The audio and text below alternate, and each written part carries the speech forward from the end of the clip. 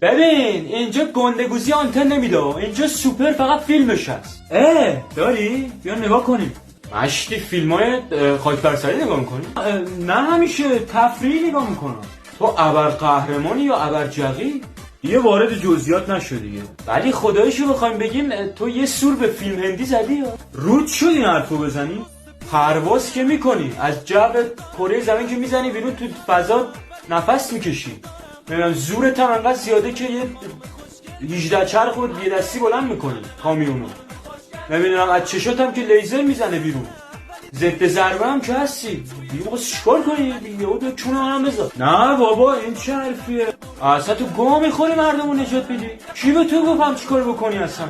چی شده مگه؟ چی شده مگه؟ بابا ما هی میایم جون اینو اونو بگیریم، هی میای نجاتشون میدی. بابا ما خایتی؟ نه بابا اختیار داری شما. ولش کن، اصلا چی شد که مردی اصلا؟ بابا این بتمن خایما چیز یعنی چون نشود زورش که به من نمیرسید. هم یه چیز سبز رنگی زد به من، هم رفت، یعنی قدرتم رفت. بعد دیگه گرفت زیر مشتلگت دیگه سری مردم. آها راستی خودم اونجا بودم که مشتی حافظم ضعیف شده است. کم بزن همیشه بزن. همه ننه بدم تو جهنم چون دارت بزنم. غلط کردم. ببین منظورم اینه که این نمیدونم کت وومن و نمیدونم زن گربه‌ای و نمیدونم بتمن مرد خفاشی و این دیوسا زدن تو کار حیوانات.